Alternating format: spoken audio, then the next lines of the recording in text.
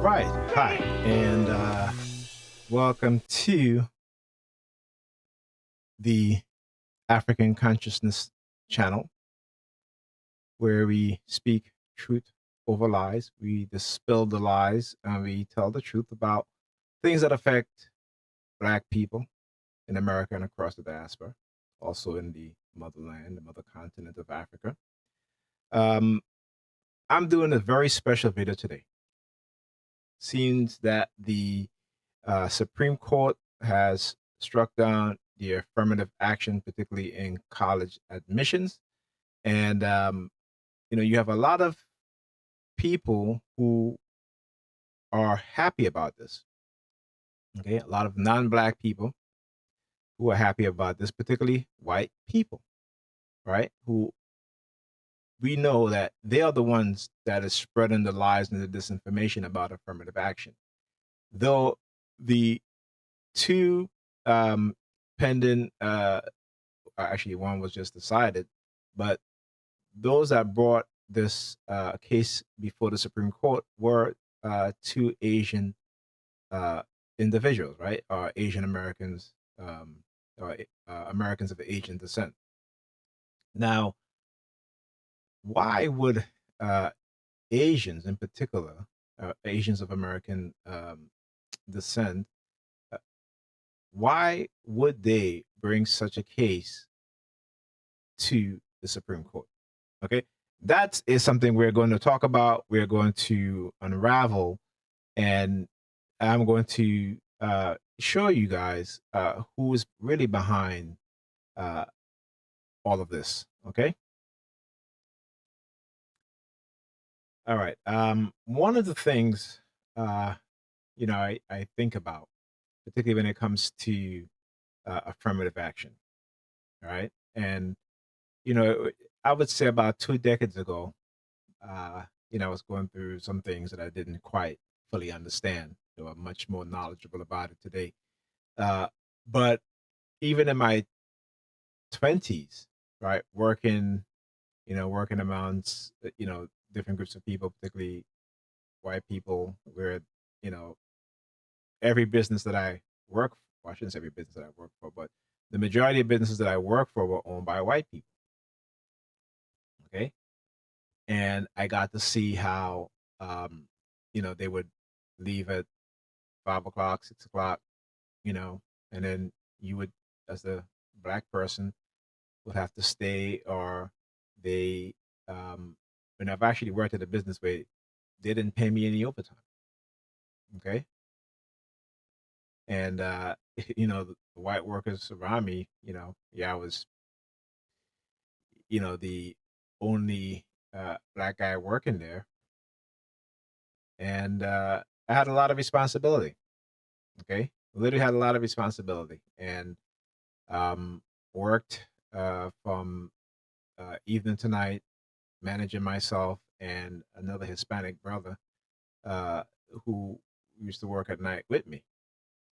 Okay, and I asked for a raise.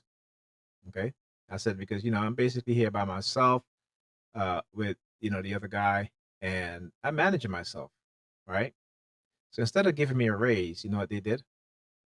They went and hired a night manager to manage me and the other worker. Okay, when I was doing fine, everything by myself.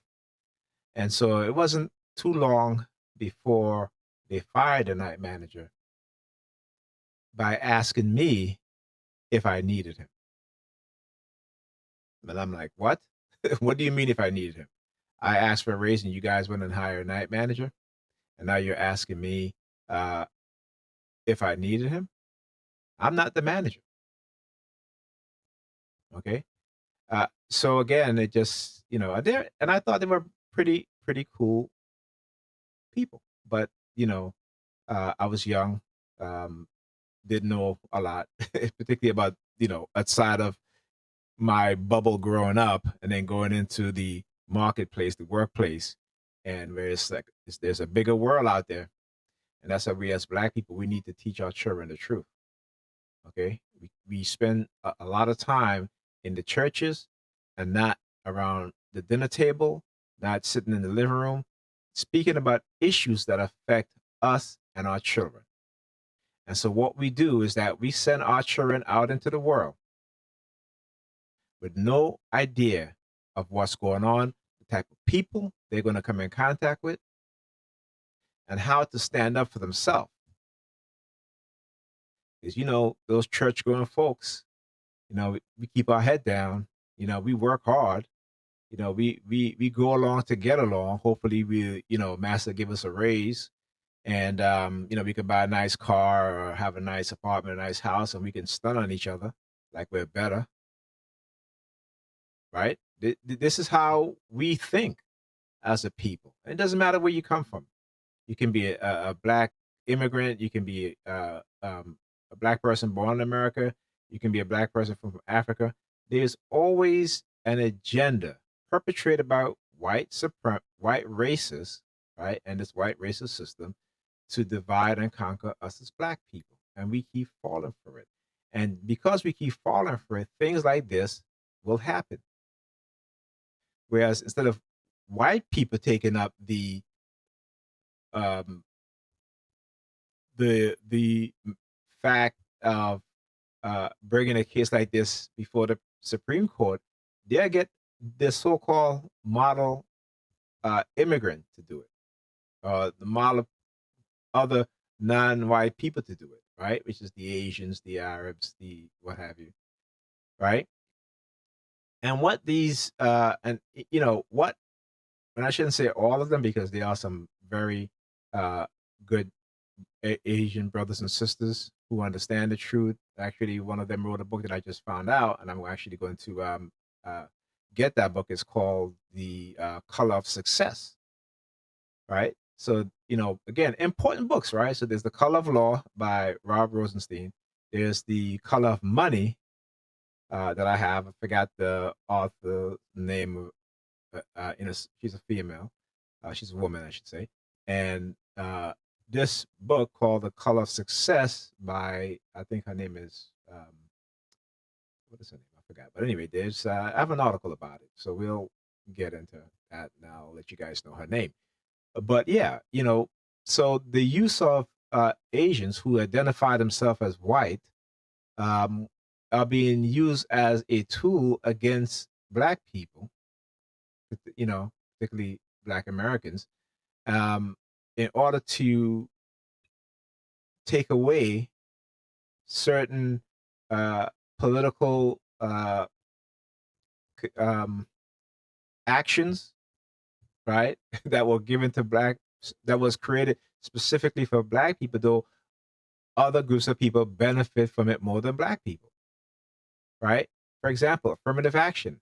White women benefit more from affirmative action than black men and black women. Okay? So why are these Asian Americans, Americans of Asian descent, doing this? Why are they doing this? Okay? Because you see, there are certain groups of people in America who, again, adopted the racist ideology, okay, without giving credence, without trying to understand, without studying the history of what was done to black people in this country historically. All right, and like I said, I don't paint all other non-black people with a broad brush, but I know when other people discuss black people, they are painting us with a broad brush. I may talk about white people, but I know there are good white people out there. I know there are good white people out there. They have been good white people from since uh, the days of in which African people were enslaved, right? Be it here in America, Europe, the Caribbean, Africa, right? So again, it's because we don't understand the history, because we've been lied to. The history books have lied to us. The propaganda being spread, even in other countries. So countries like countries in Asia, you go to Latin America or South America, and you'll see the racism that's being portrayed on television, even to this day. Right? And because we as black people have been so marginalized for decades, centuries, that we have adopted the mindset of learned helplessness. Okay, so this is something that we have to address amongst each other, and we need to change that because we cannot pass that conditioning down to our children any longer. If we don't tell our children the truth, if we're keeping them in the churches and acting as if, there's, there are not people out there who are purposely and willingly trying to hurt them or have hurt them and will hurt them. So we send our children out there in other countries, uh, in the workplace, and we don't tell them the truth. We don't tell them the truth. Is it because we want to spare their feeling? No, because we're too much of a coward. Okay, they have created cowardness in the mindset of Black people. Okay, and this is what we have to change. So they have created in many different ways in which to manipulate, in which to incarcerate, in which to kill us, in which to oppress us, to steal from us, right? To condition us with menticide and to perpetuate negative stereotypes against us. But now they have conditioned our mind to where we are more so likely to uh, be that stereotypical character that they say we are, right? And this is what is called in psychology dark psychological projection, for those of you who don't know. Okay? So when I'm going to say this, when Black people open up their minds, right, they have uh, a broader sense of awareness. They have more knowledge, right? Then you will see a fierce backlash from white people. Okay, the fact that today more Black people are waking up to the truth is why you're seeing such an aggressive move on the part of white people who are using other groups of people to attack Black people and to attack the things that the U.S. Congress and Senate had passed during the civil rights movement to take that away from Black people. But does it matter? No, it doesn't, because we are not the one who have been benefiting from these programs. It has been others, particularly white women and immigrants, particularly Asians and Arabs, okay, and other white people from Europe, right? So, but we tend to gloss over and not look at the deep root root of uh, what is causing this. Because there are those of us today who still think that there is no racism. As a Black person, you think that there is no racism. That's ridiculous and ludicrous, right? But, we suffer from various psychological symptoms, right? Cognitive dissonance, Stockholm syndrome, right? Uh, traumatization of who we are as Black people, right? Uh, the unjust killing of unarmed Black people is traumatic. The environment that we live in is traumatic. The food that we eat is traumatic because we don't have uh, access to healthy food, the vast majority of us. And why is that? Because the US government and its racist policies, its racist individuals who work within the financial industry, the US government, particularly the USDA, uh, which basically stole farmland from Black people. So the food that we eat, the majority of food that is in our community, come from white farms, white industries, white-owned industries that create processed food. This is reason why 80% of black women are obese and overweight, and 70% of black, I'm sorry, not 70, but 60 to 65% of black men are overweight or obese. All right. But I don't want to, you know, dive too much into that. I'm here to talk about uh, this affirmative action ruling by the Supreme Court. And as Dr. John Henry Clark says, that black people, we have no friends, and we need to stop fooling ourselves into thinking that we do. The very few people that are our friends who are white, Hispanic, Asian, they're too few to make a difference, to make a big difference. Okay, right? Because you don't see the majority of Asian people coming out and saying to these individuals, "Why are you bringing this case to the Supreme Court? Do you understand the history of the United States?" But because the United States have conditioned the minds of Asian people, particularly those that are of Japanese, Chinese, Indian descent, that they are better, even though the history shows, again, how the Chinese was treated, how the Japanese was treated in the internment camp.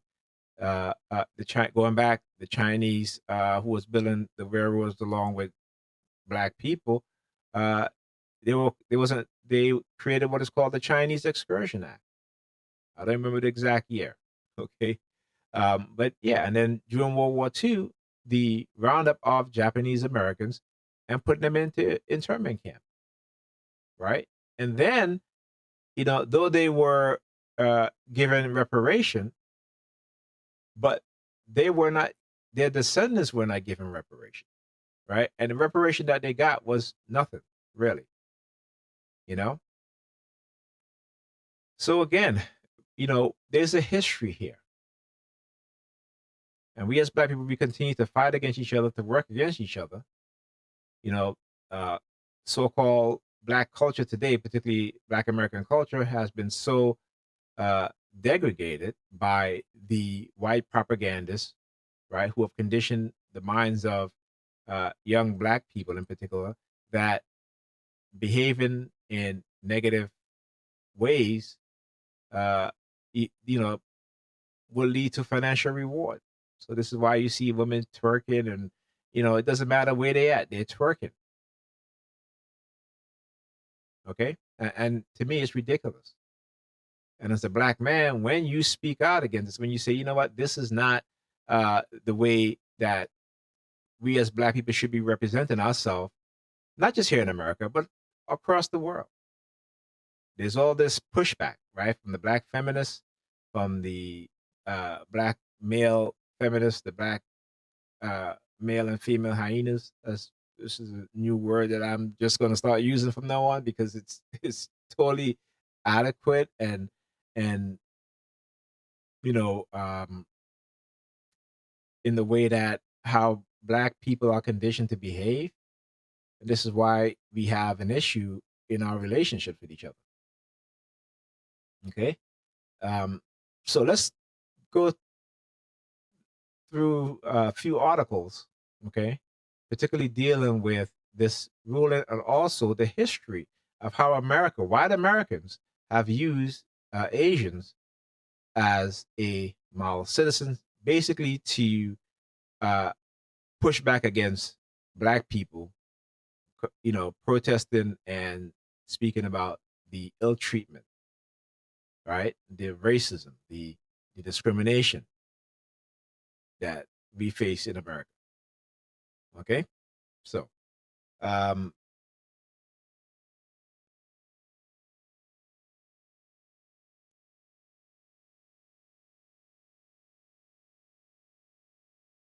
okay, so let's go to political. Right, so this is an article on political. It is called "How White People Stole Affirmative Action and Erased and I'm sorry, and Ensure Its Demise." Okay,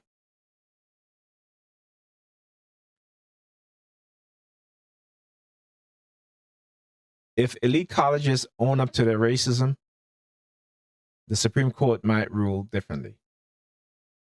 Now, this is pre this Supreme Court ruling. This is actually, this article came out on the 16th uh, of June 2023. Following a recent talk at the University of Pennsylvania Carey Law School, I shared lunch with several students from first generation professionals. The sponsoring organization, I was eager to explore commonalities between their experiences and those of my own student at the City University of New York, about half of whom were the first in their family to attend college. We identified many similarities, but more differences, which confused me until someone explained that Penn uses the American Bar Association definition of first generation, which is that a student is the first in their family to attend law school, not college. That would mean someone in a family of doctors would qualify as first gen, I said, laughing. It's true, though. While the ABA hasn't adopted an official policy, its website says that, generally speaking, a first generation law student attorney is an individual who does not have an immediate family member in the legal profession. This story didn't surprise Rashni Jahanji, a professor at the University of Minnesota Twin Cities, whose research focuses on first-gen students. Jahanji, so excuse me if I'm pronouncing it wrong, Jihangir, recalls attending a meeting at a graduate school where the feliciter identified first-gen student by asking them to raise a hand if their parents hadn't gone to graduate school. I was like, what? That's going to be 90% of the people here, she said. Pressure to expand the definition of first generation pervades higher education, Jahangir told me, noting that some school now includes students whose parents completed a 4-year degree in an institution outside the U.S. As first gen, a recent study found that as many as 77% of potential college students satisfy the term's broadest definition. Jahangir laments this expansion. If we define the term so broadly, we're going to miss what I and others have centered in our work, which is race and social class. But Jahangir reports that she meets resistance from colleagues when she fights against the trend. They say, we don't want to exclude anybody. I relate this story because it helps explain affirmative action impending demise at the Supreme Court in a pair of cases brought by students for fair admission, the SFFA, a group representing a handful of Asian American applicants against Harvard and the University of North Carolina. Though superficially benevolent, the creeping expansion of disadvantage can be nefarious in its effect, nowhere more so than in the case of affirmative action. Originally intended to compensate Black Americans for historical discrimination, affirmative action instead came to be justified under a mantra of diversity, effectively co-opting its benefit for white people. I'm going to read that again, okay? Affirmative action instead came to be justified under a mantra of diversity, effectively co-opting its benefits for white people. This shift originated nearly 50 years ago as a reasonable political and legal strategic choice. I want you to understand this, okay? There is nothing that happened to Black people in America in diaspora and in Africa that is naturally occurring, an act of God, a coincidence. It is something that has been perpetrated, particularly negatively, against Black people. Okay?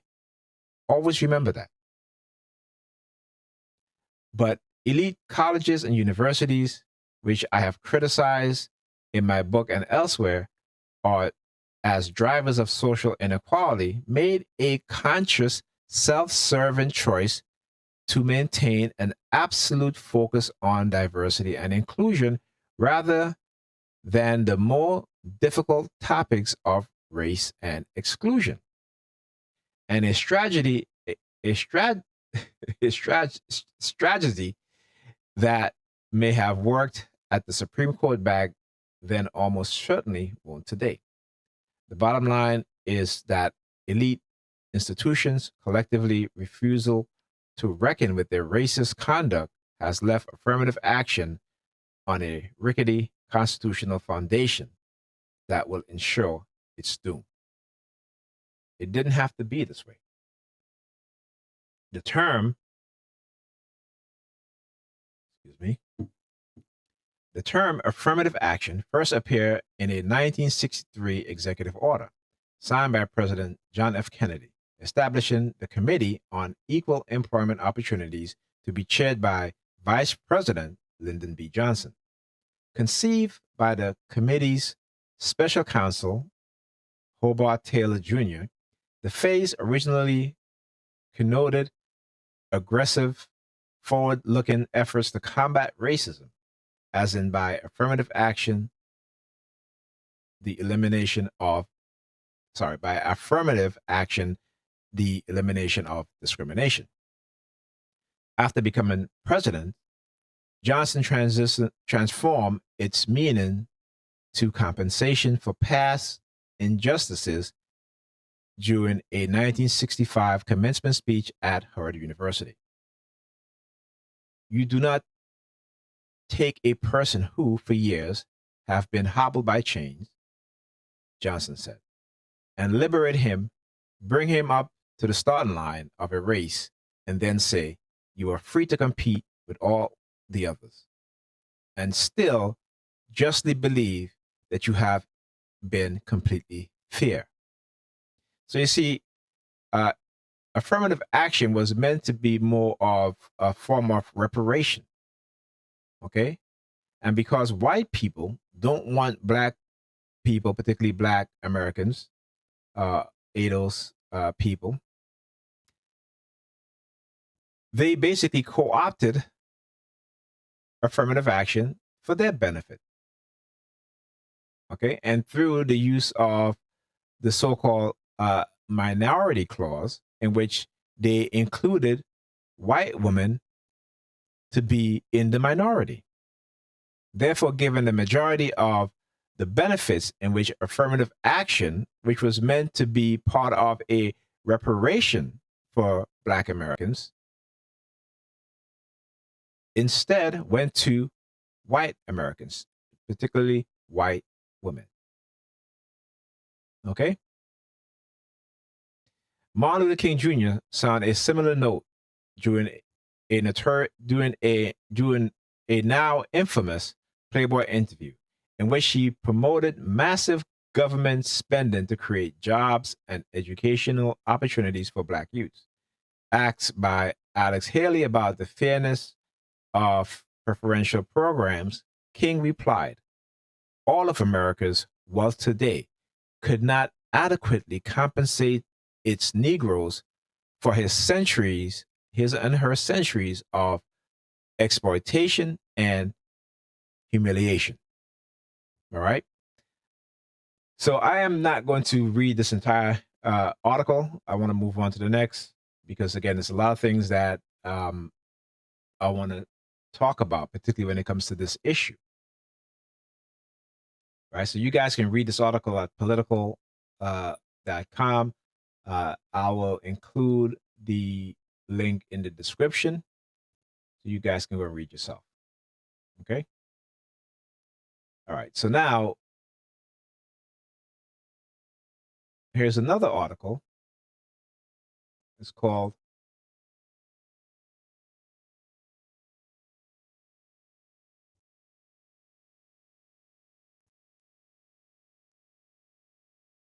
What Women Have Gained from Affirmative Action. Again, this is written on June 6th. I'm sorry, June 16th, 2023.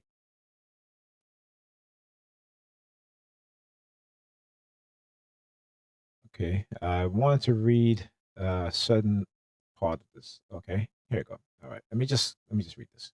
So, affirmative action is a blanket term for a variety of programs aimed at reducing discrimination in education, employment, and government contracting, which can make it difficult to determine which programs have been successful and which demographic groups have reaped the rewards.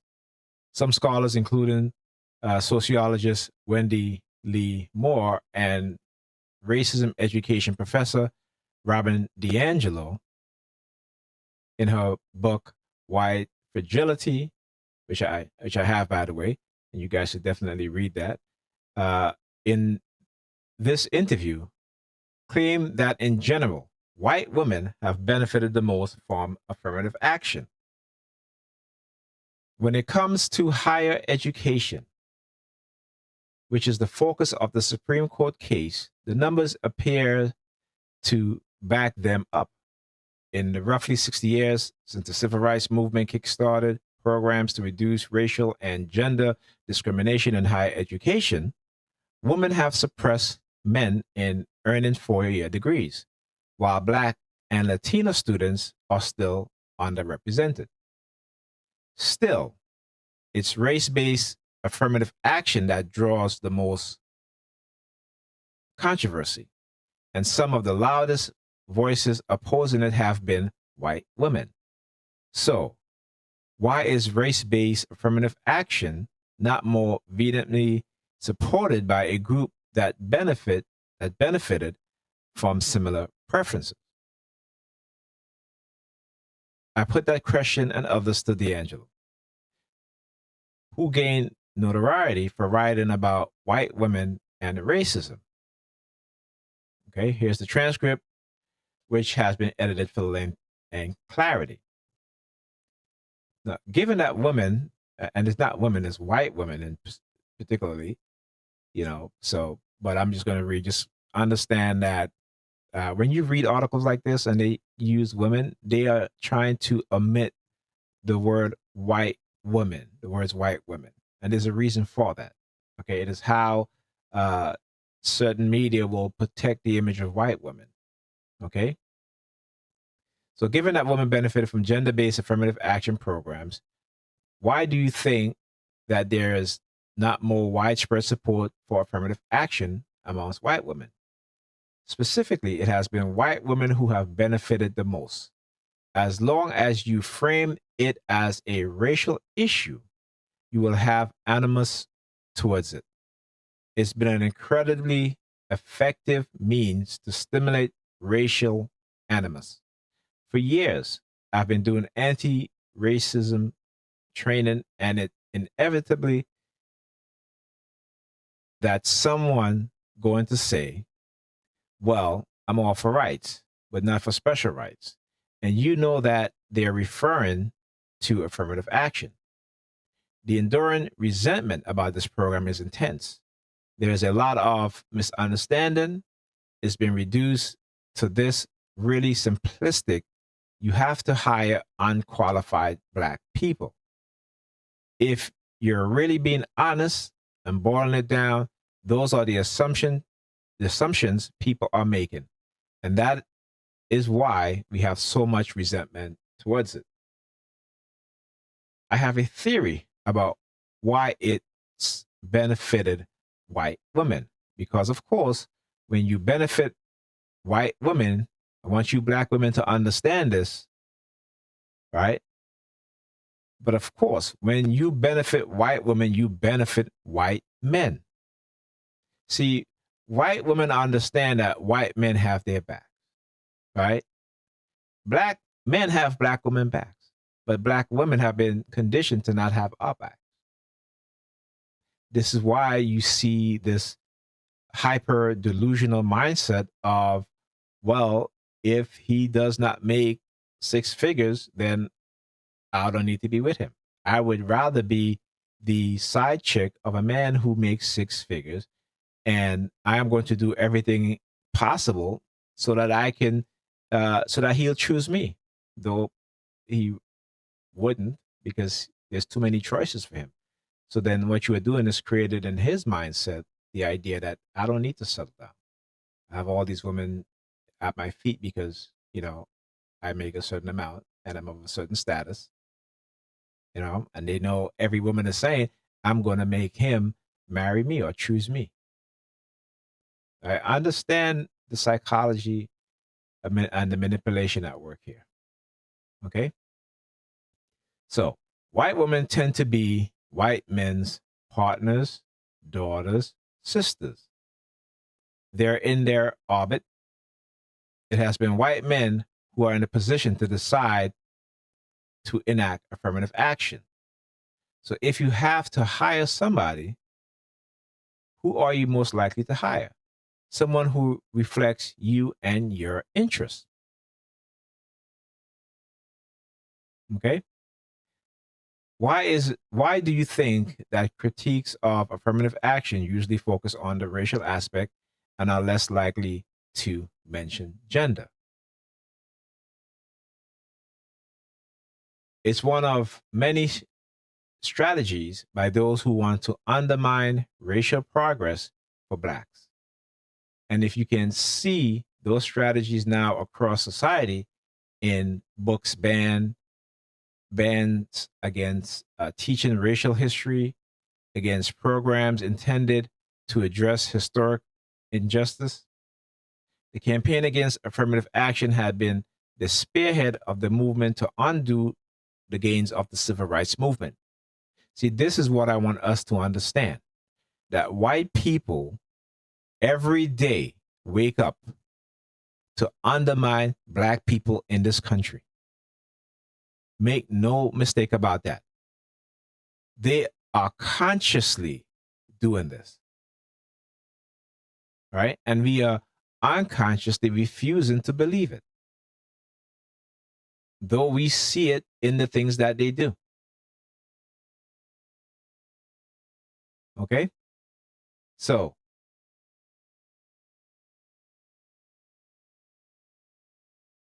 the campaign against affirmative action has been the spearhead of the movement to undo the gains of the civil rights movement. You can't manipulate the white populace via racial animus by focusing on how affirmative action has benefited white women. In fact, white women might get behind it. So that aspect is left unsaid. The two cases that the Supreme Court will be deciding focus specifically on race-based affirmative action.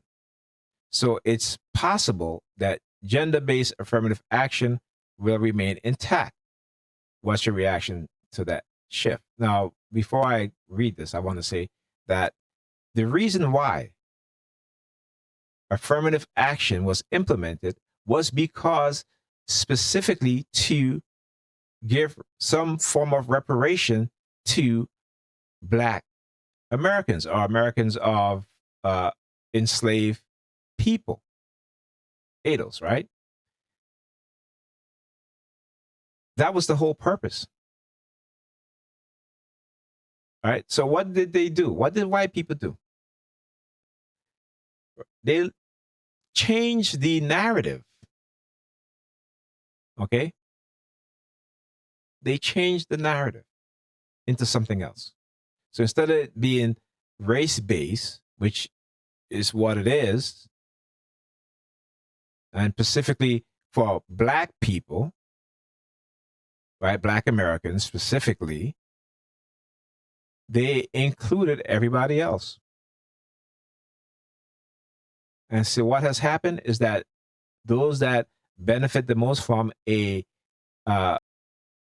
program meant to give some form of reparation to Black people, they gave it to white women.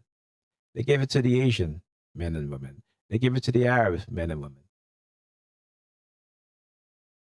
Okay. And then they say, look at these other groups of people. They've made it. Why can't you? But as Martin Luther King said, what did he say? He said that you cannot expect to put in black people, in particular, black men and black women, at the start of a race and said, okay, there you go. Run it. All right, there you go. With no shoes, right? No ability to help each other, right? So if you're running a what you call a relay race and you're running barefoot, you're at a disadvantage. Okay? And every member on your team is running barefoot, while the other team, they have shoes, they have good uniform, you know, they had training, you know, they're eating right, eating good. Okay? What it does is put a renewed responsibility on white women. We have gotten in, we have gotten entry. How are we going to use our position? And we are in a really unique position because we are privileged structurally through systemic racism, but we also are oppressed through patriarchy. So we can use that understanding of patriarchy and misogyny and sexist oppression as a way to understand racism. That oppression doesn't exempt us from colluding with racism, benefiting from racism and upholding it. So many white women use patriarchy as a way out. I'm oppressed too. We're all sisters. Unfortunately, we are not. And we historically don't have a record of standing alongside black women and other women of color. And what she's saying is absolutely true. Black women would love to talk about the women's suffrage movement, and they love to bring up Sojourner Truth. I am a woman. But will fail to do any research about what they did to Sojourner Truth. They fail to even understand that white women have always used black women for their cause with no benefit or benefits going to black women, and all the benefits going to white women. So when white women got the right to vote, did black women get the right to vote?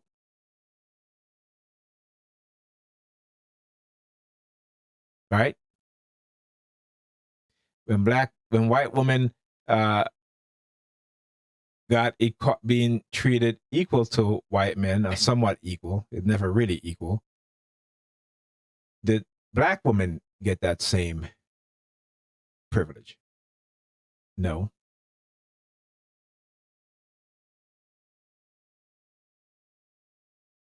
Every cause that black women take up, white women have been absent, invisible. And when it comes to the Black Lives Matter movement, when you see white people show up, or white men, young white men and young white women, okay, that is just their game that they play, right? So they know that these things are going to be covered worldwide. And one thing about white America and white Americans is that they hate to be demonized in the eyes of the world. The civil rights movement left a stain on white people, white Americans, and they have not forgotten that. Okay? They are a very, vengeful people. Again, I'm not saying this as my opinion. The fact shows it. All right. And like I said, I don't paint all white people with a broad brush, but the vast majority are racist. Some people are experts like Jane Elliott and Tim Wise will say all white people are racist. You know, I don't quite agree with that, but I would say the vast majority are racist. Because when you ask yourself, with all these white people that came out during the Black Lives Matter movement, why is it that when they go to the voting poll, they vote for people who continue to create situations in which Black people suffer from, or Black people are oppressed? Symbolism, symbolic gestures. I understand that white people know exactly how we're conditioned, and they use it to their advantage. And we are the donkeys who have the carrot dangling in front of us, carrying them on our backs to their destination. Okay? So let's continue. So we have to use our understanding of oppression to ask ourselves, okay, whose form of oppression am I upholding? How can I take examples that I've experienced and then imagine myself in the oppressor's position? Because I am when it comes to racism. So how am I going to use that? I am very uniquely positioned to both support women of color and to challenge white men. I understand that they will never challenge white men because white men have their backs.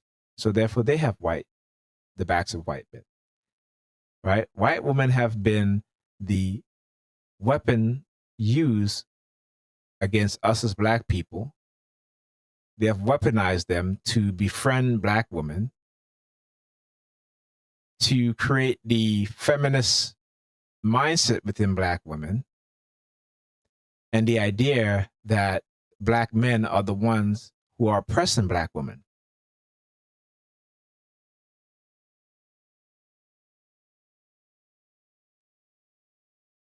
Okay. So again, I'm not going to continue to read all of this, but I think you guys get the picture. You guys understand that when it comes to affirmative action, it is not Black people who benefit from affirmative action. Yes, we get some benefit from it, right? But the vast amount of benefits of affirmative action go towards white women and other non-Black people. Okay, so again, I will post this article in the description. All right, so let's move on to the next article. And we're going to touch on the Asian Americans and how they are being used and have been used as a prop, right, of the so-called model citizen, specifically as a white backlash to the civil rights movement. Because the history of the United States is that whenever Black people achieve anything as a group that is positive, whether it be economical, societal, anything, there is a backlash, right? Even when it comes to music. Right? So you see particularly hip hop music today, which is being co-opted by white hip hop artists who are now the major sellers of rap music. Okay. And you look at the difference in the quality of the lyrics, right? Particularly when it comes to the Black female hip hop artists who are constantly degrading themselves, engaging in hypersexual behavior, the ratchetness, the overly sexual and sexual suggestive videos, the things that they say. And this is who they're putting as the face of Black women in America. And also the men, the hip hop artists who are men, right? The continued glorification of death music, drug dealing, taking drugs, all this stuff, right? With no balance. There is no balance. There is no, when you talk about the J. Cole, the Kendrick Lamar, there are too few of them. Whereas the vast majority of hip hop music today is basically ratchetness, right? And then you have these individuals are now trying to live the lifestyle that they rap about.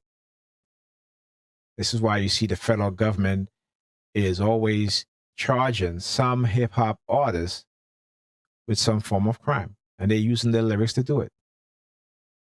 But you don't see them using the lyrics of white rock and roll artists who in their music talk about having sex with underage girls, right? With giving drugs to underage girls, right? Marrying underage girls.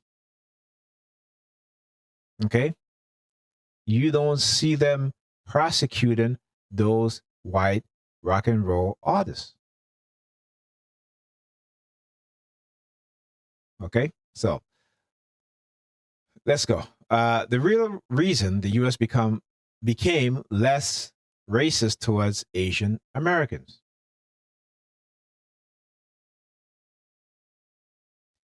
Between 1940 and 1970, something remarkable happened to Asian Americans. Not only did they surpass African American in average household earning, but they also closed the wage gap with whites.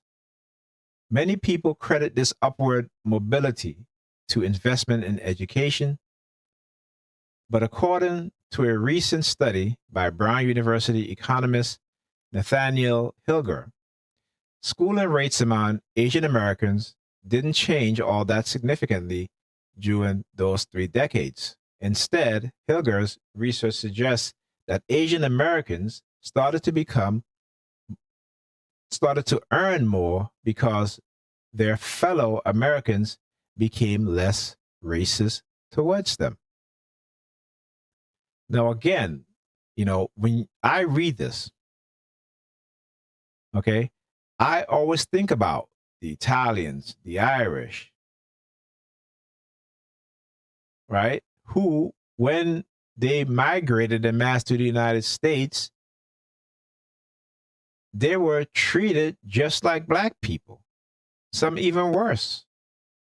They will call, particularly the Irish, they will call N-words with white skin. Okay? And then, with the Italians, you had the, what do you call, the prohibition. Right? So the Italians were the one who were engaging in a lot of crimes, talk about drive-by shooting. That started with the Italians, right? And the FBI war against prohibition. How soon we forget. What short-term memory we have. How is it that we forget history? But guess what? Americans became less and less racist towards the Irish and the Italians. Right? There were the Chinese Exclusion Act, right? Then you had the Japanese internment camps during World War II. The United States had policies specifically barring Asian people, particularly Chinese and Japanese, from migrating to the United States.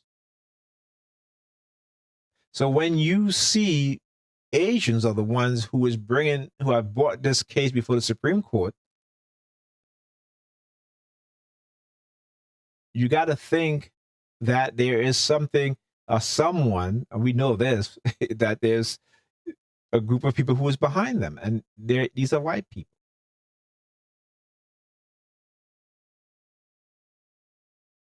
What saddens me is that every other group that come to this country disrespect Black Americans. If it wasn't for Black Americans and their struggle, those who died, right? Those who lost loved ones, children, they wouldn't be in the position that they are today. But yet they continue to adopt white America's racist mentality and mindset towards Black people, particularly Black Americans.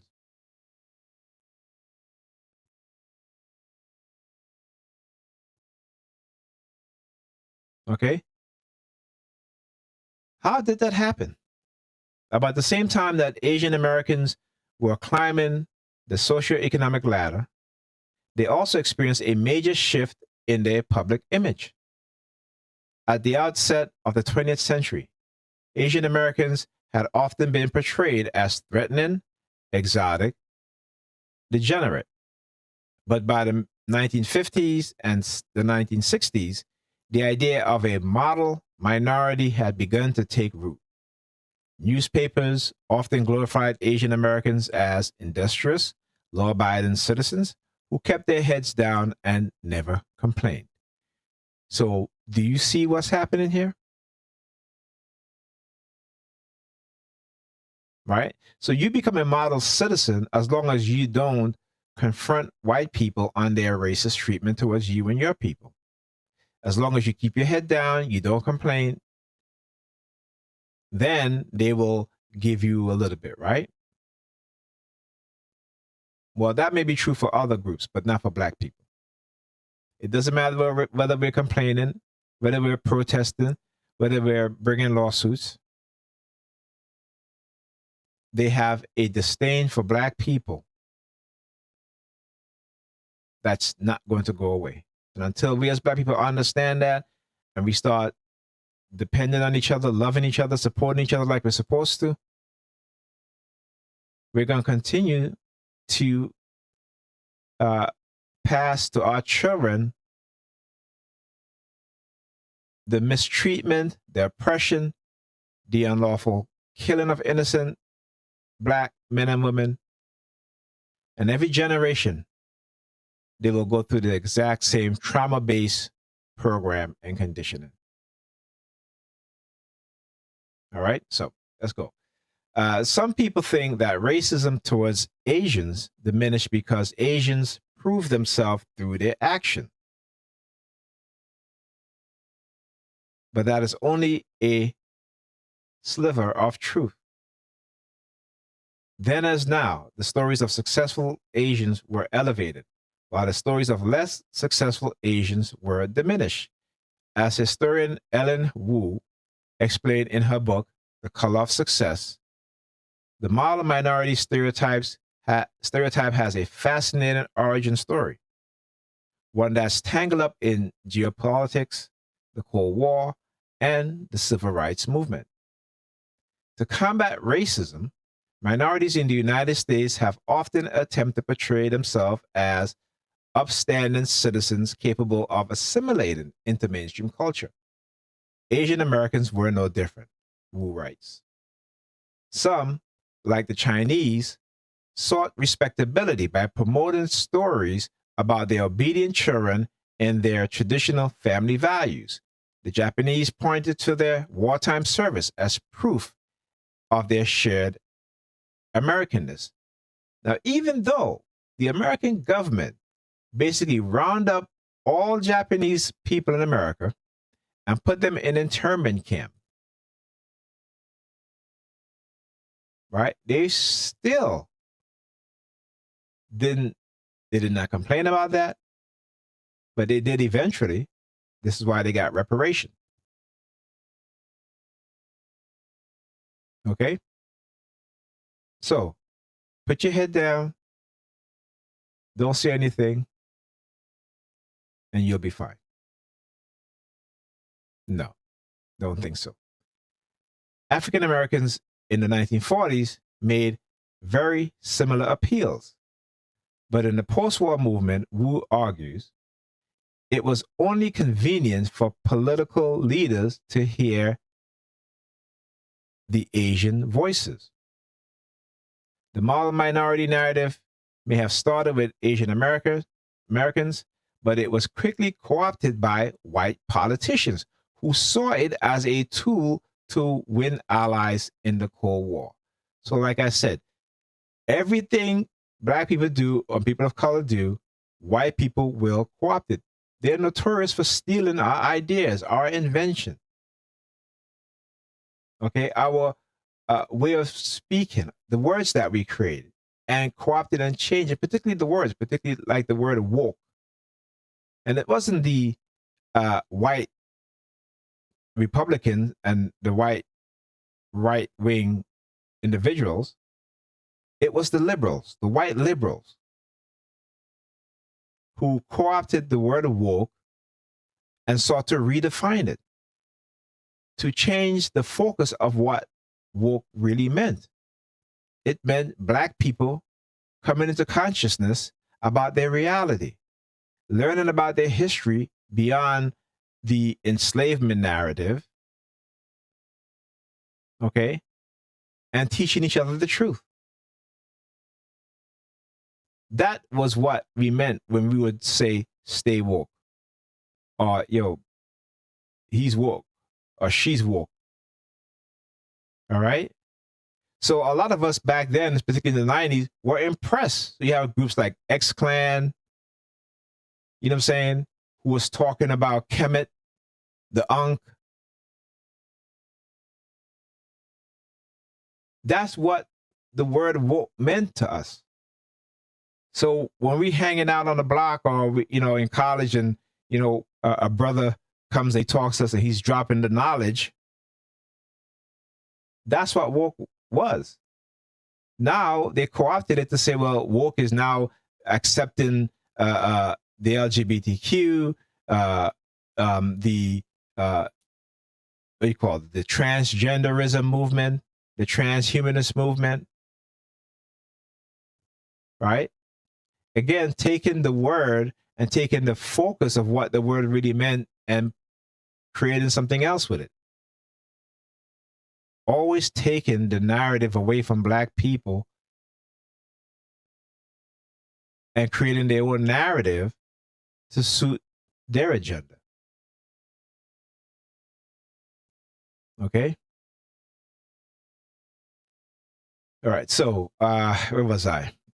Discrimination was not a good look on the international stage. Embracing Asian Americans provided a powerful means for the United States to proclaim itself a racial democracy and thereby credentialed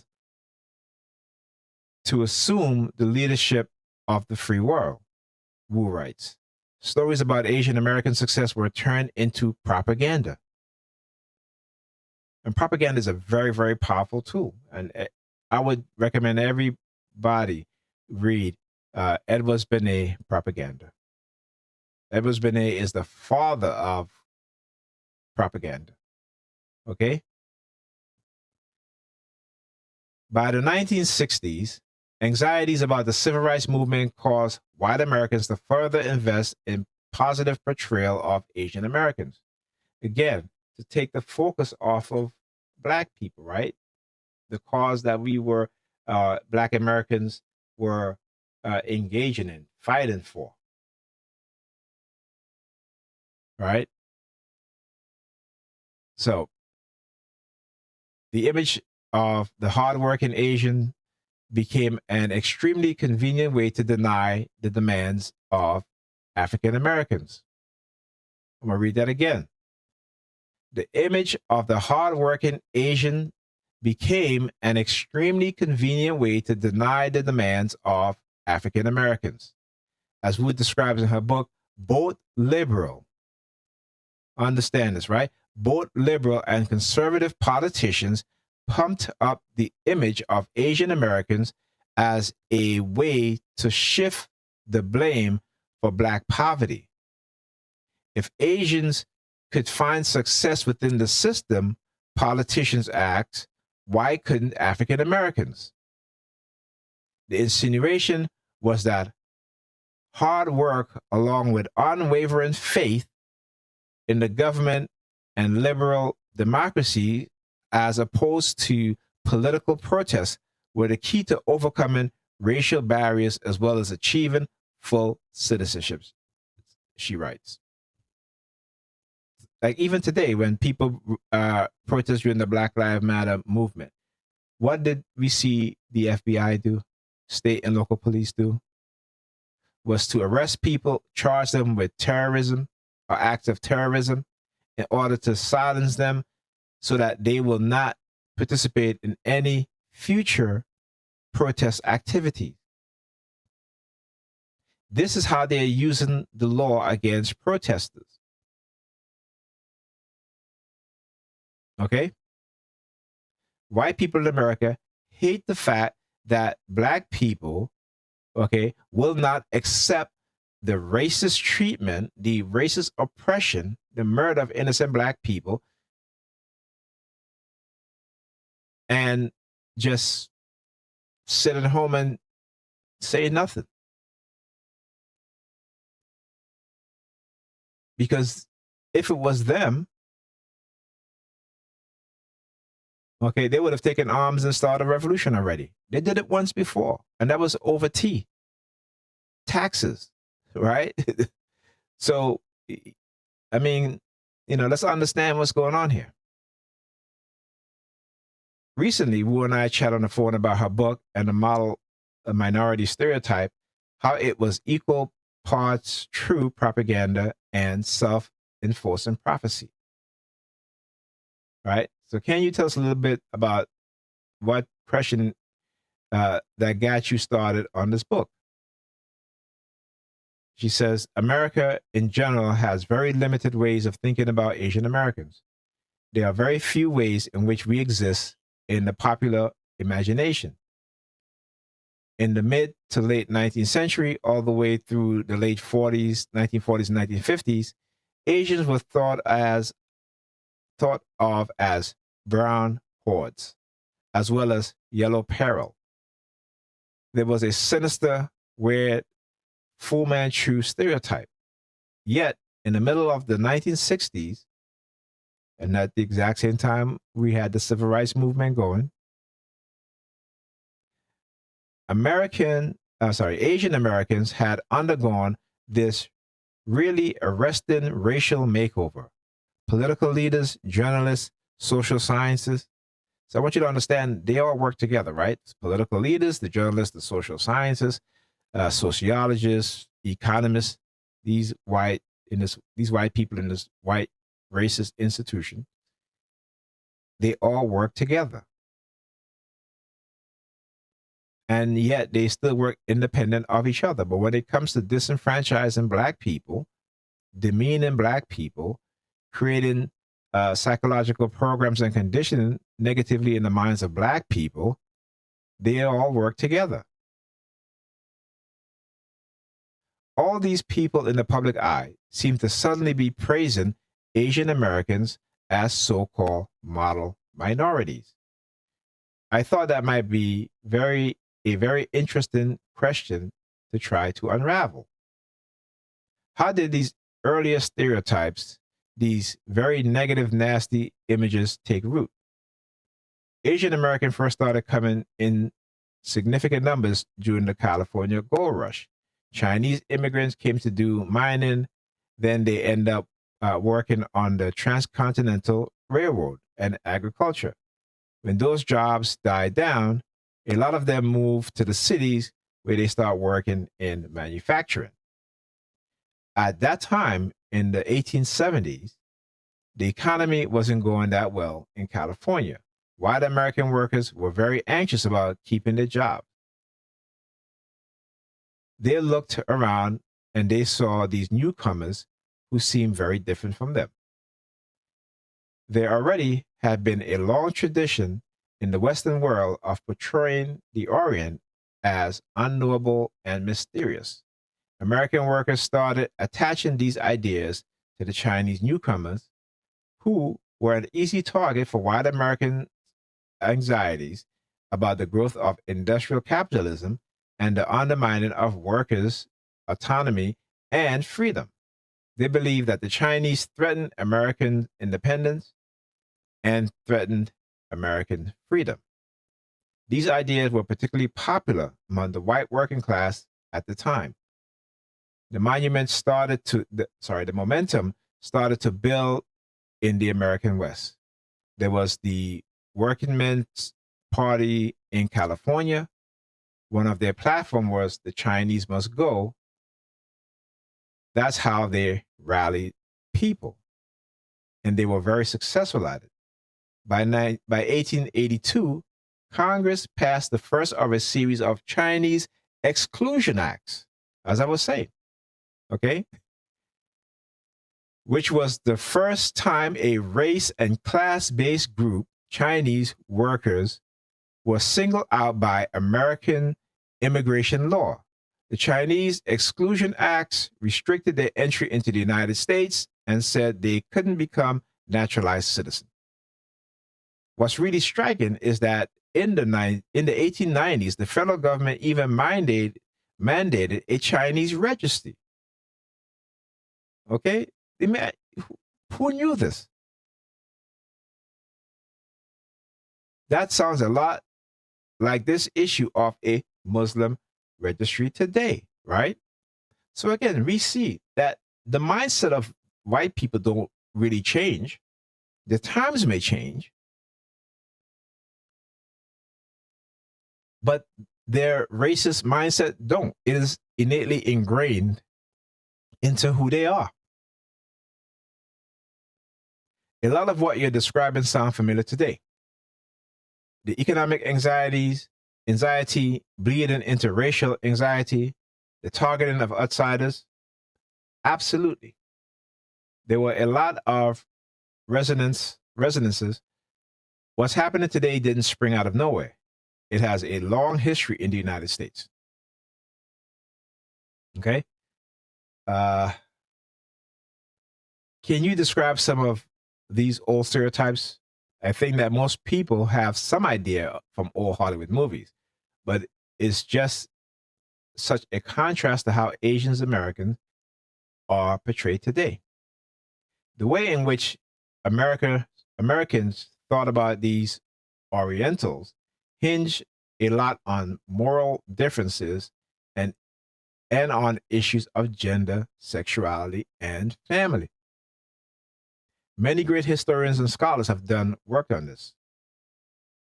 The major groups that came before World War II were the Chinese, Japanese, South Koreans, South Asians, Koreans, and Filipinos. There were both similarities and differences in how the groups were viewed, but generally they were thought to be threatening, significantly different in a negative sense. For the most part, a lot of Asian immigrants weren't Christian, so that was suspect. American Chinatown had a thriving vice economy, so gambling, prostitution, and drugs became popularly associated with Asians. Of course, some of the same white Americans who were criticizing Asians were also the ones participating in these activities. There was this idea of moral depravity. At the time, the Chinese and Filipinos and South Asians in America were mostly single, able-bodied young men. So that also raised a lot of eyebrows. It looked like they were sexually wayward. If you look at all stereotypical images of Asians in political cartoon, the way they tend to be depicted is that they are not aligned with a white middle class notion of respectable masculinity. There's the long hair, the flowing clothes that didn't quite seem masculine, yet didn't quite look feminine.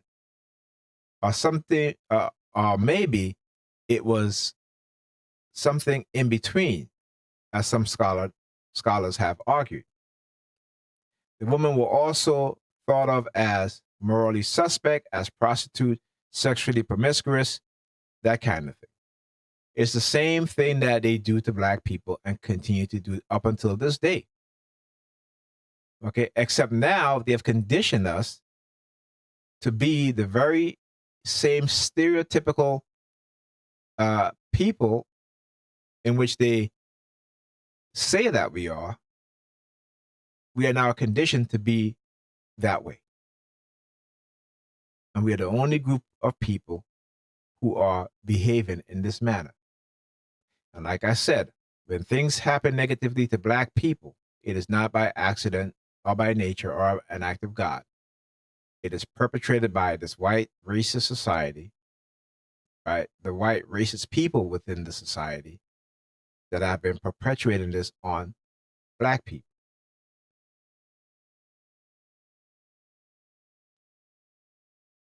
Right. So I am going to stop reading, and again, I will post the article in the description so you guys can continue to read for yourself. Right. Okay. So let's talk about black people now. Let's talk about us. Right.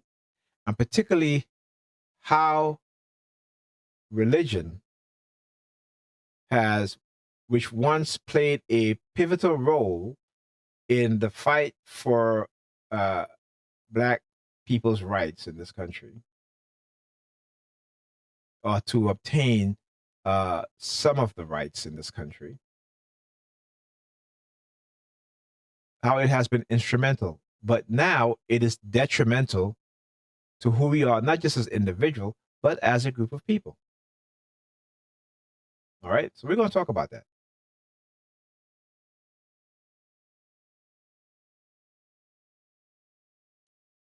Black men are less religious than black women, but more religious than white women and men. So Dr. King, who has had a doctorate in religious theology,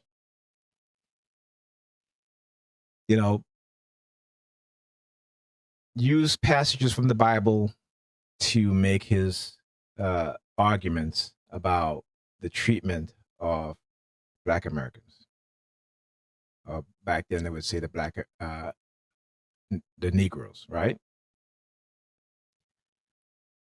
And what he talked about and how he used the references and passages of the Bible was very powerful. Back then, the black church were not just reading from the Bible, right? But they would take up arms to protect black men and women, black homes, black businesses from the white thugs, the white criminals that were terrorizing, right? These white terrorists were terrorizing black people. They literally had a group of church goers called the Black Deacon. I can't remember the exact name. Either the Black Deacon of Freedom, something like that. And yeah, they wasn't about turning the other cheek. Okay. Because if a white man was to, these KKK individual will try to firebomb their church or injure black people, yeah, they're going to kill them. But the black church today has become a tool in which the white supremacists have used to stifle, to silence. And why? Because these churches, and George Bush did this. This is the second Junior Bush, okay, in which the black church were now given money from the US government, and now they are hooked on the money, and so they refuse to get involved with any form of major protest. Okay, they may speak out on television, social media, but they are not taking the lead in organizing as they once did. So we as Black people in America, we have become the most religious group of everyone. And particularly Black women have become the most religious of every other group of women. But yet we suffer the most negative outcome. Right? We are the first in health disparities. We are the last when it comes to economic disparities. Right? When it comes to education, our children are the last in education disparities.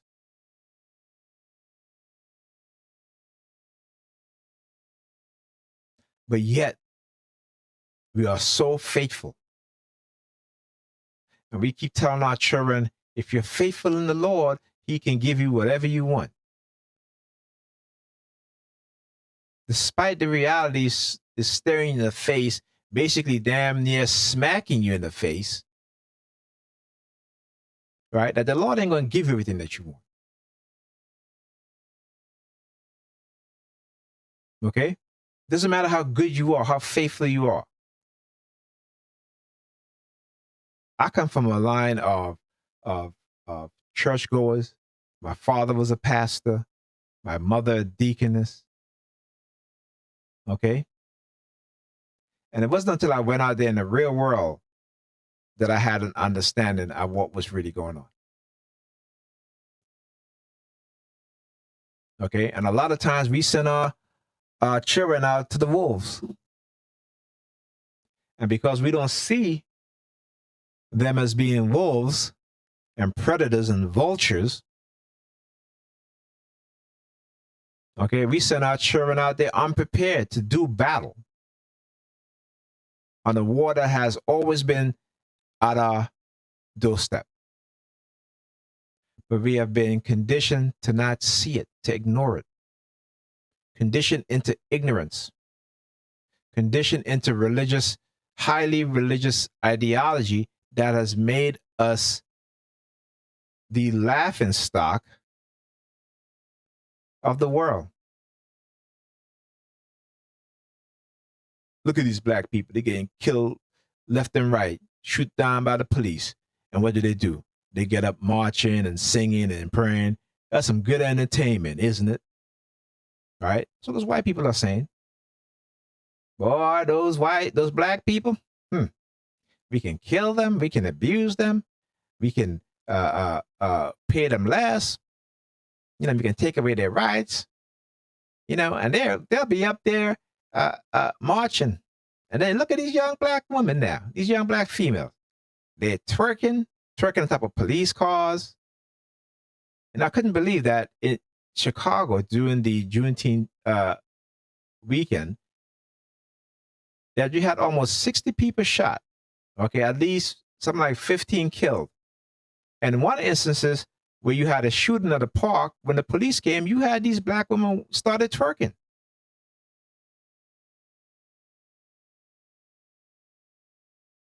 Okay? I know what's wrong with us. You know what's wrong with us. Why are we so powerless to address it? Are we that self-hated and have they gotten us to the point where we are now disassociating ourselves from our children?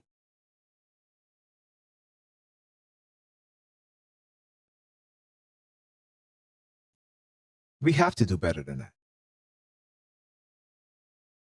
And I know it's hard, particularly for those of us who come into that consciousness that want to do things to awaken the minds of our people. It's a fight. It's the reason why our community is so heavily surveilled. They are picking off our young leaders every single day. If they cannot use you for their benefit, they will destroy you.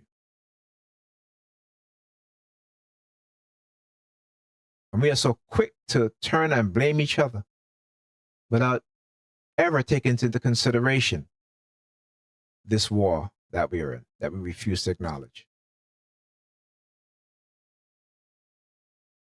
Okay? Sorry about the rant, but I get very passionate about this stuff. All right, so researchers have shown that men in the United States are generally less religious than women. And while this pattern holds true amongst Black Americans, Black women tend to be more religious than Black men. Black men are still a highly religious group. In fact, Black men are not only more religious than white men, but they also tend to be more religious than white women.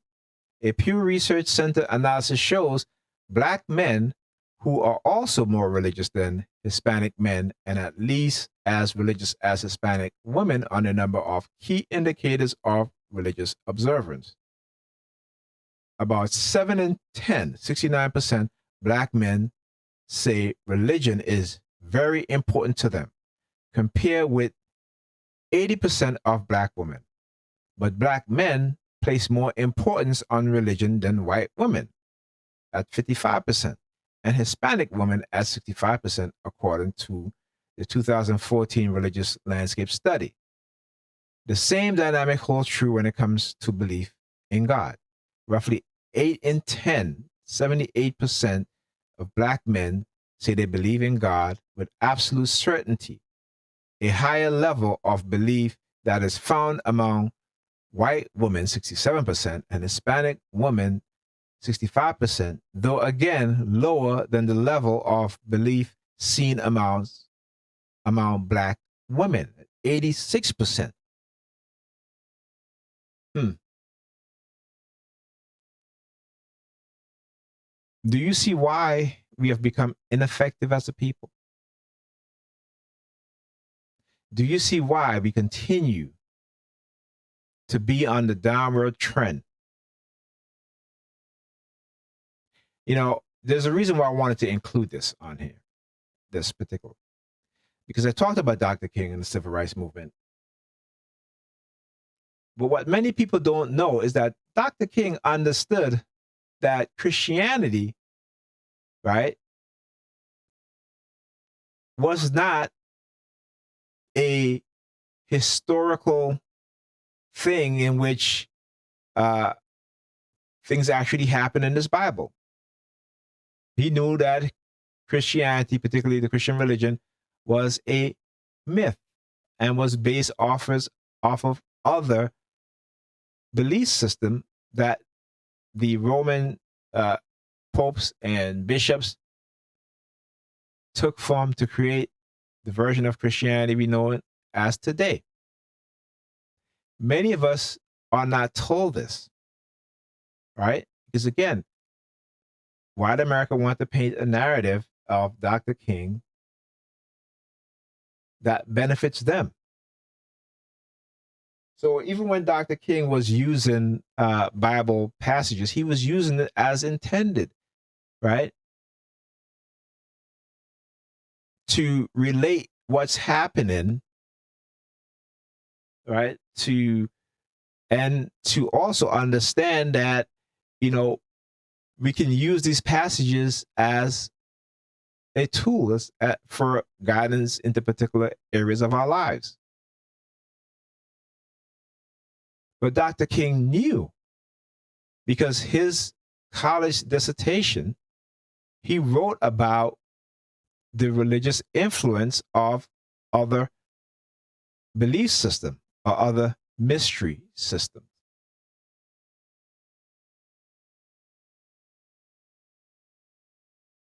So at the King Institute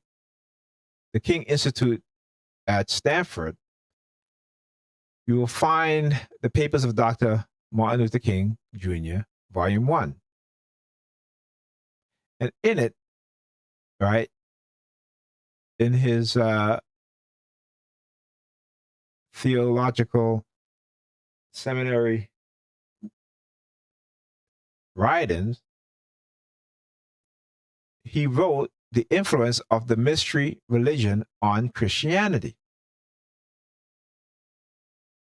Okay? And in it, he talks about how King wrote this paper for a course development of Christian ideas taught by Davis. The essay examined how Christianity developed as a distinct religion from a set of central tenets and how it was influenced by these pagan religion it assimilated. Okay? What does assimilated mean?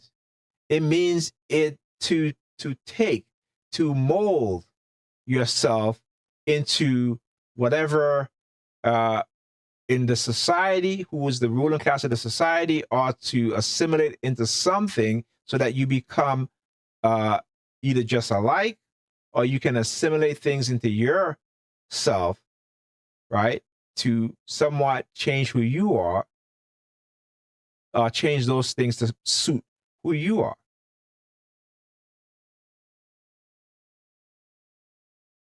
Okay, so I may not be explaining the proper dictionary terminology, but I think you guys know what I mean when we hear the word assimilate.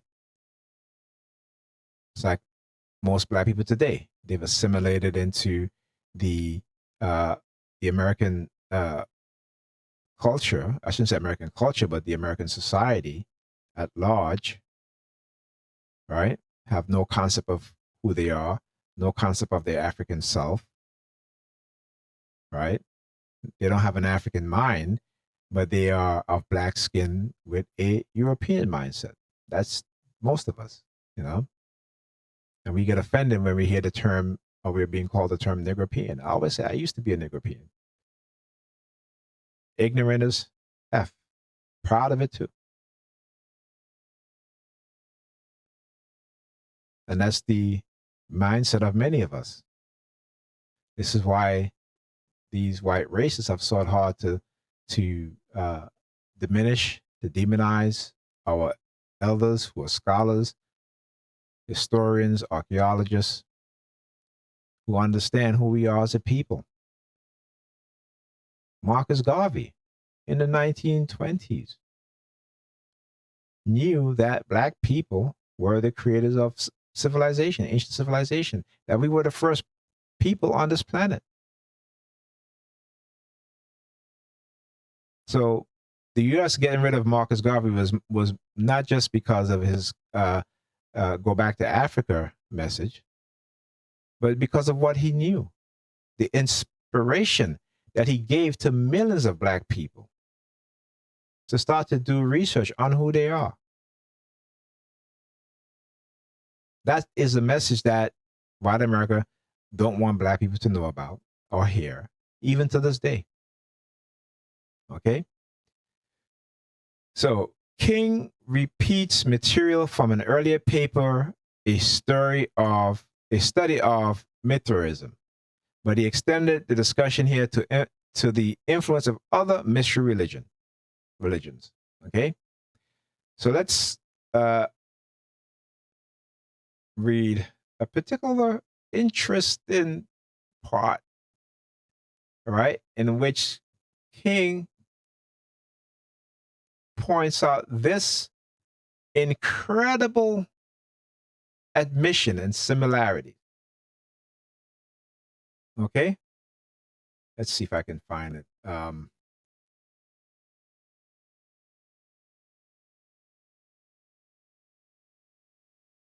was I here?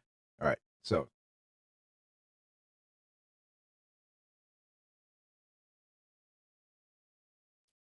let's see. I had it up earlier. Okay, let's see this.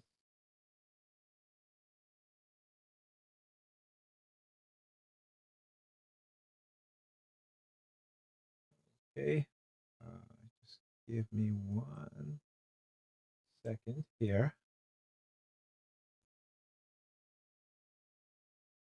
And I'm going to find that exact passage of this. This is paragraph, I should say, of this.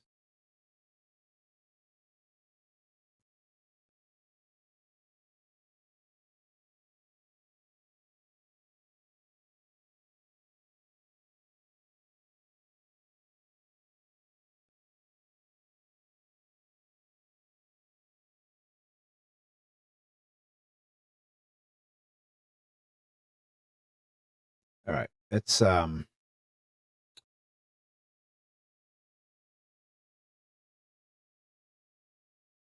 should be,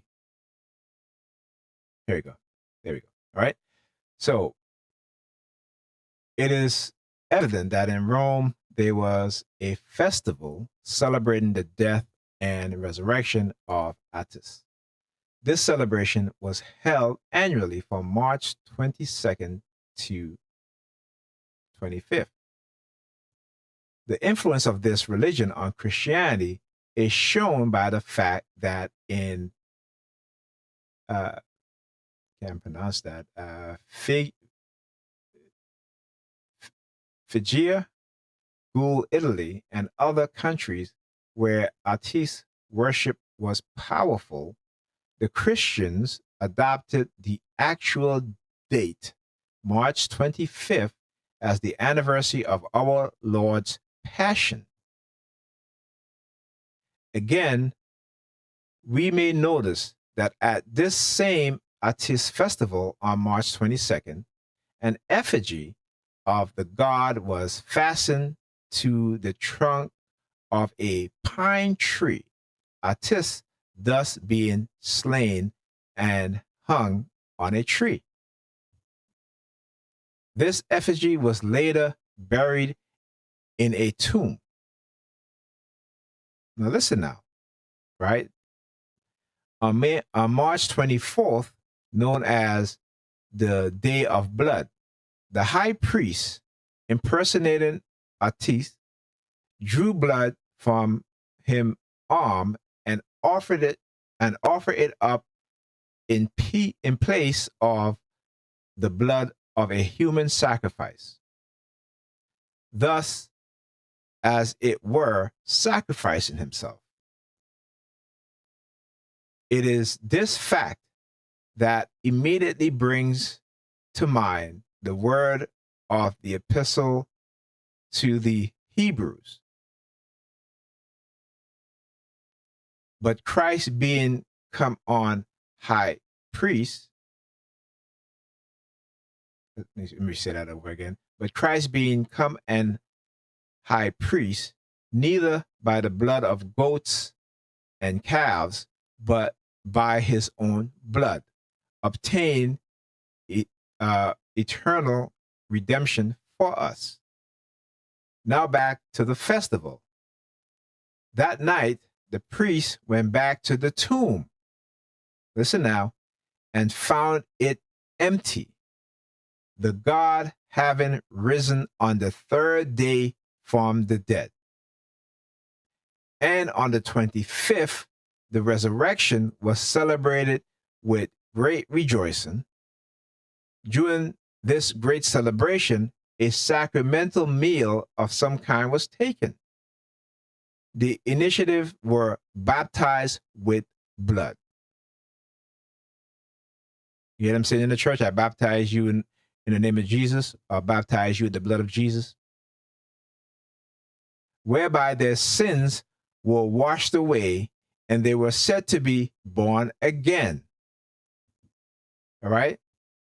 So even King, Dr. King, understood this. He understood that Christianity, okay, was not a historical thing that, in terms of the people within the Bible, the scripture was based on real people, but were based off of myths that were changed, myths from other belief systems that were changed to create Christianity as we know it today.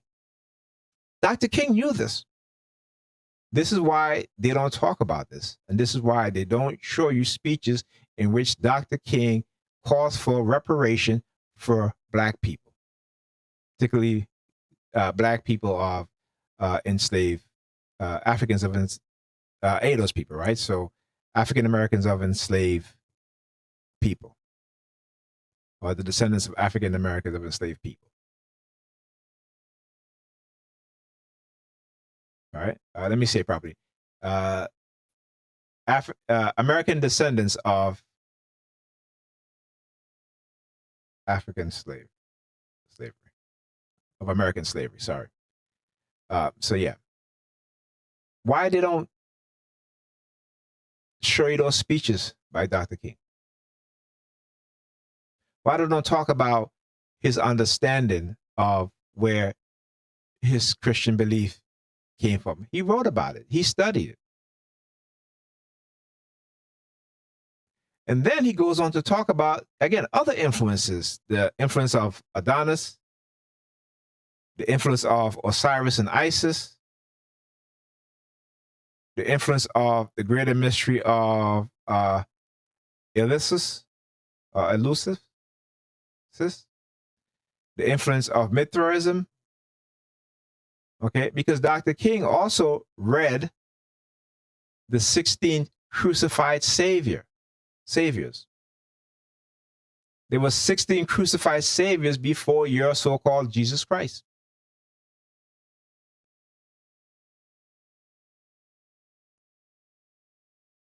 But too many of us are so ignorant when it comes to our religious belief system,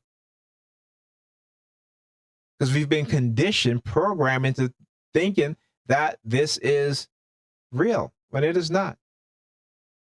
And we tend to forget that the people who gave us the Bible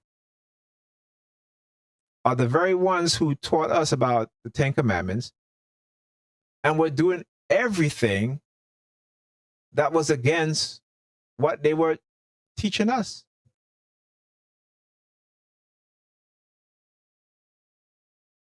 Okay?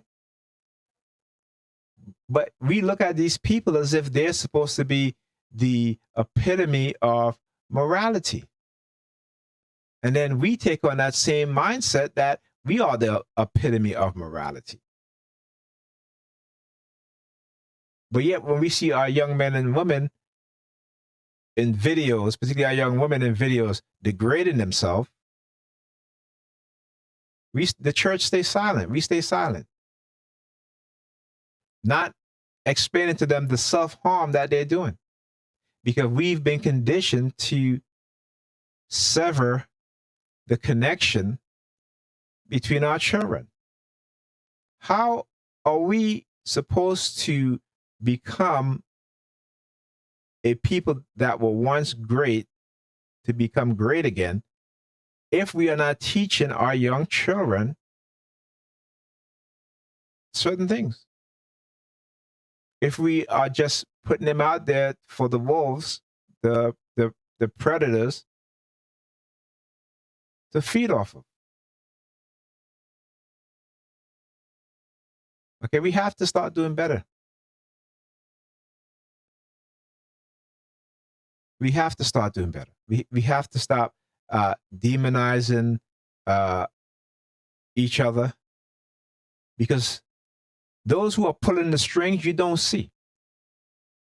And they will send people that look just like you and me to manipulate us. Okay? So again, I'm going to post this in the description. Please read it. Please share it. Share and like this video, please. Okay? And we have to get back to a period on time where truth is something that empower us, teaching our children the truth so that they can be empowered. Because it doesn't matter what we do as a people. We can march and protest in peace. We can remain silent. It's not going to stop the abuse, the ill treatment, the discrimination, the racist mindset and attitudes because we see what America is doing. America has basically exported its racism against black people to the rest of the world. And guess what? The rest of the world, they believed it. And now that belief is being solidified because they've conditioned us and our young people to be the very stereotype in which they say we are. Right? We must find a way to turn that narrative around. Right? And for me, leaving Christianity was one of the best things I could have ever done. Okay? I have more self-love for myself, for my people, for my kids than I ever had when I was a Christian. And this is why those of us who speak the truth, we are hated on, we are talked about, we are put into situations in which our own brothers and sisters who are religious believers engage in to destroy our lives, to destroy our mindset.